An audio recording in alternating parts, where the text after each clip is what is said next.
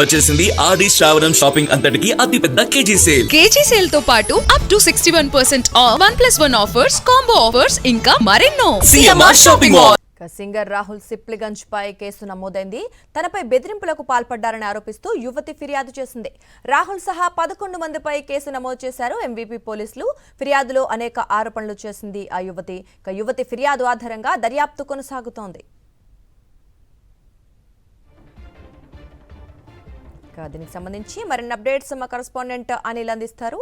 అనిల్, చెప్పండి, సింగర్ రాహుల్ సిప్లిగంజ్ పై యువతి కేసు పెట్టినట్లుగా వింటున్నా, మరి ఎందుకు పెట్టింది, అప్డేట్స్ ఏంటి?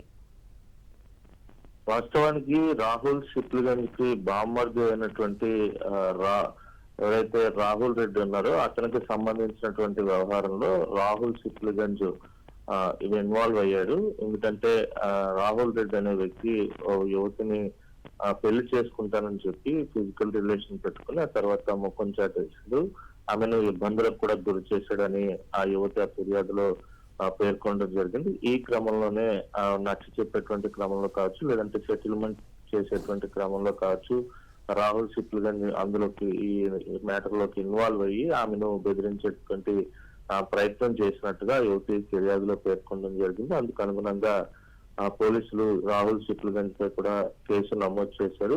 ఎవరైతే ఈ రాహుల్ రెడ్డి ఉన్నారో రాహుల్ రెడ్డితో పాటు మరికొంతమందిపై దాదాపు 16 మందిపై కేసు నమోదైనట్టుగా తెలుస్తా ఉంది. దశల వారీగా ఫిర్యాదులు కూడా చేయడం జరిగింది. మెంటల్ హెరాస్మెంట్ కానీ లేకపోతే హింసకు గురి చేశారని ఆరోపిస్తూ ఆమె ఫిర్యాదులో పేర్కొనడం జరిగింది. వాటన్నిటిని పరిగణలోకి తీసుకుని పోలీసులు క్షుణ్ణంగా దర్యాప్తు చేస్తా ఉన్నారు. ముఖ్యంగా ముందుగా ఎంవీపీ పిఎస్ లో కేసు నమోదైంది. ఆ తర్వాత మహిళా పోలీస్ స్టేషన్ కు కేసును బదలాయించినట్టుగా తెలుస్తోంది. విచారణ కూడా వేగంగా కొనసాగుతుంది. ఈ కేసుతో సంబంధం ఉన్నటువంటి అందరినీ కూడా పిలిపించి విచారించేటువంటి అవకాశం కూడా కనిపిస్తా ఉంది.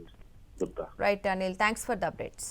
మరిన్ని అప్డేట్స్ కోసం ఛానల్ ను సబ్స్క్రైబ్ చేయండి. నోటిఫికేషన్స్ కోసం బెల్ ఐకాన్ పై క్లిక్ చేయండి.